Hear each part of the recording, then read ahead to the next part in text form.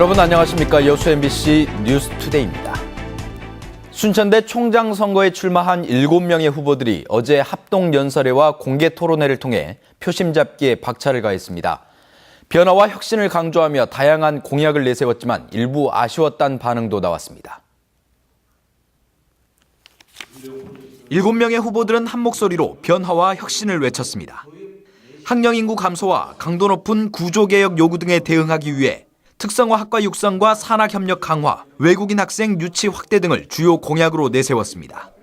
특히 정부 지원 사업 확보와 의대 유치 등 전방위적 전략이 필요한 부분에 대해 후보들은 각자 자신만의 인적 네트워크와 추진력을 강조했고 연구 업무에 대한 전폭적인 지원 등을 약속하며 내부 표심 잡기에 열을 올렸습니다.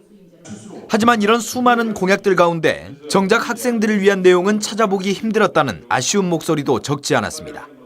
학생들의 취업이나 아니면 다른 복지에 대해서 좀 더 자세하게 이렇게 좀 해주셨으면 좋았을 텐데.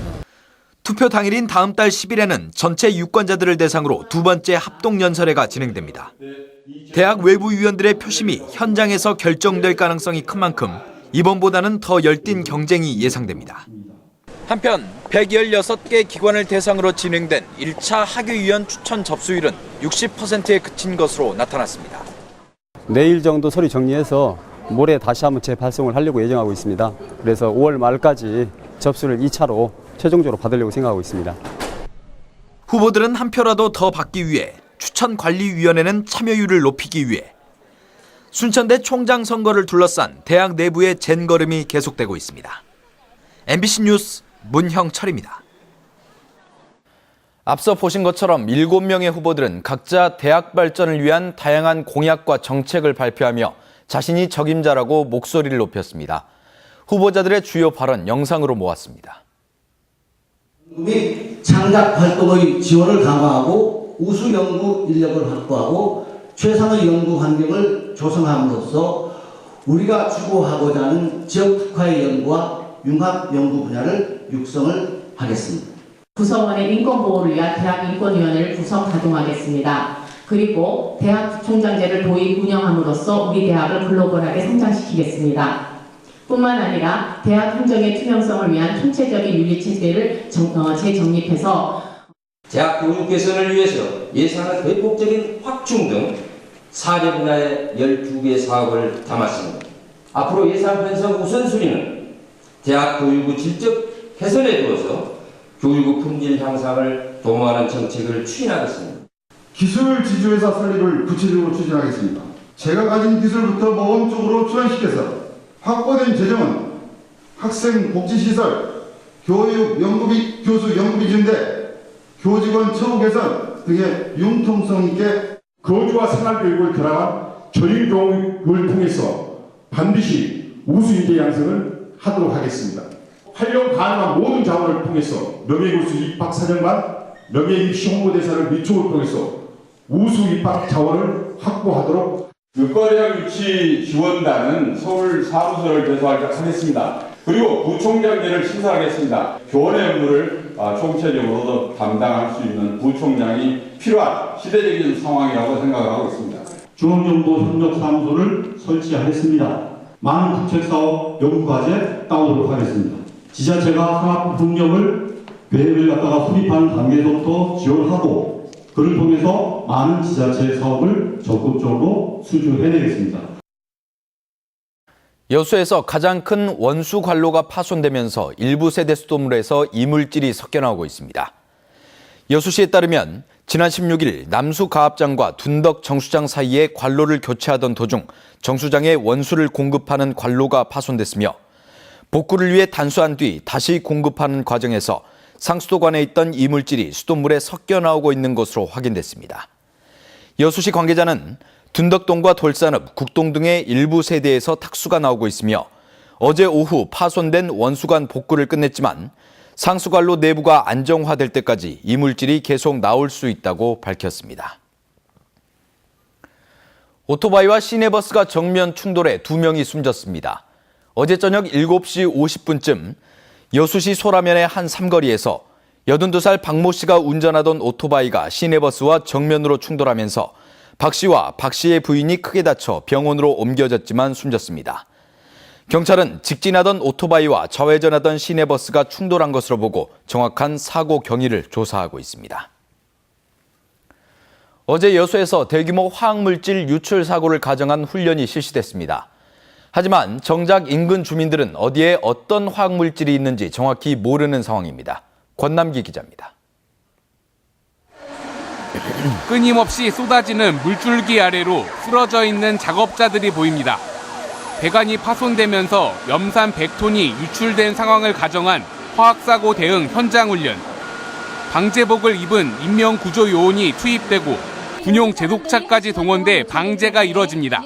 위험이 있는 시설에 대해서는 위에 관리 계획을 만들어가지고 주변 지역 주민들한테 공지를 하도록. 260여 개 업체가 입주한 여수 국가산단. 1970년대 이후 280여 건의 사고로 사망자만 100명이 넘었고 최근에도 각종 사고가 이어지고 있습니다. 반복되는 화학사고가 더 불안한 이유는 어느 곳에 어떤 화학물질이 있는지 모르기 때문입니다. 환경부에 따르면 여수 국가산단이 입주한 전남 지역의 화학물질 유통량은 전체의 32.4%로 전국에서 가장 많습니다. 하지만 어느 공장에서 어떤 화학물질을 사용하는진 기업의 영업 비밀이란 이유로 대부분 공개되지 않고 있습니다. 어떤 위험 요소가 있고 누출 시에는 어떻게 대피해야 하는지를 알 권리 보장이나 이런 게 많이 떨어지고 있기 때문에 환경부는 올해 시행된 유해화학물질 관리법에 따라 일부 공개를 추진하고 있지만 그 범위는 아직 정해지지 않았습니다. MBC 뉴스 권남기입니다. 지난 2005년 정부가 도입한 민간 투자 사업 방식이 도내에서도 많은 분야에 적용됐습니다. 일부는 성과를 내기도 했지만 자치단체는 상환 부담이 만만치 않습니다. 최진수 기자의 보도입니다.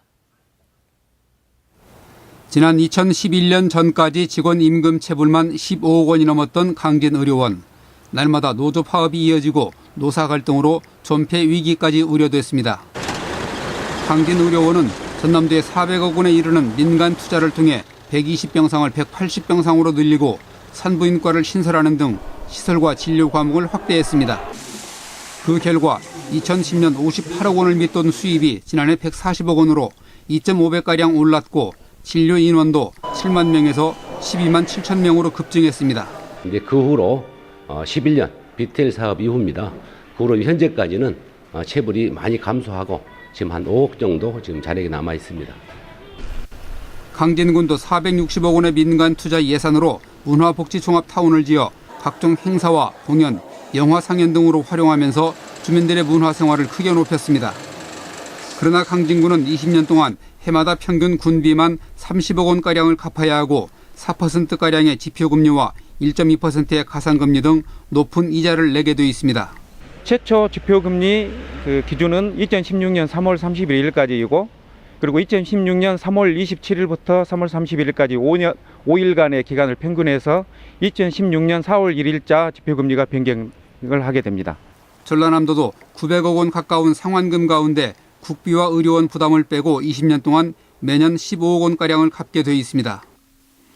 민간 투자를 유치한 사업이 수익을 내지 않는 복지나 기반시설의 경우 공익을 높이는 대신 자치단체들의 재정을 크게 압박하고 있습니다.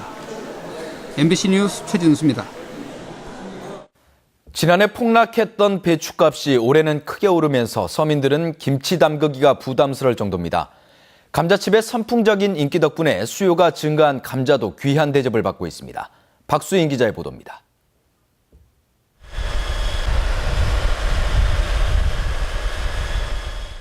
밭을 갈아엎어야 했을 만큼 폭락했던 배추값이 반년 만에 금값이 됐습니다. 작년 이맘때는 좀 쌌는데 지금은 한 2배, 3배 올라는 것 같아요. 부담은 되죠, 서민들은. 이달 들어 광주 지역의 배추 소매 가격은 한 포기에 2,800원 안팎. 작년 11월에 2배가 넘고 평년보다도 1,000원 이상 비쌉니다. 배추 재배 면적이 감소한 데다 파종 시기에 날씨마저 좋지 않아서 수확량이 크게 줄었기 때문입니다.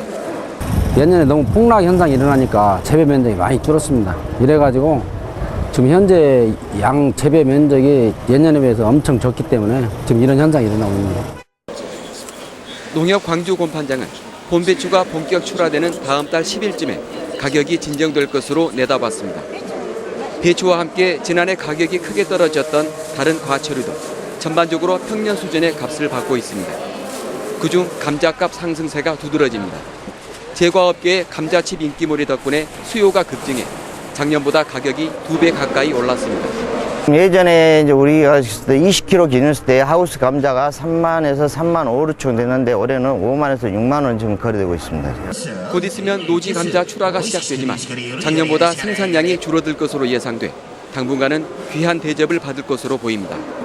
MBC 뉴스 박수인입니다. 의료 취약 지역에 부족한 공공의료 인력을 양성하기 위한 법률안이 발의됐습니다.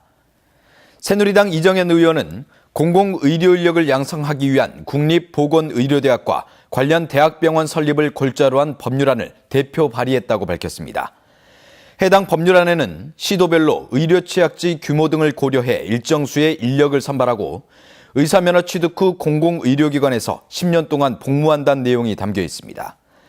이 법률안이 통과되면 순천대가 공공의료 인력을 양성하는 보건의료대학으로 지정받아 대학병원을 설립하는 길이 열릴 것으로 기대됩니다. 광양시가 맞춤형 복지급여체계 개편을 앞두고 차질 없는 시행을 위해 행정력을 집중하고 있습니다. 광양시는 오는 7월부터 기초생활보장제도가 맞춤형 복지급여체계로 개편됨에 따라 지난 3월 TF팀을 구성 운영한 데 이어 제도 개편에 따른 업무량 증가에 대비해 임시인력 12명을 읍면동에 추가 배치했습니다. 광양시는 또 다음 달 1일부터 2주 동안 집중 신청 기간을 운영하고 적격 여부를 조사한 뒤 소득 구간별로 해당 급여를 지급할 계획입니다. 분위기가 나기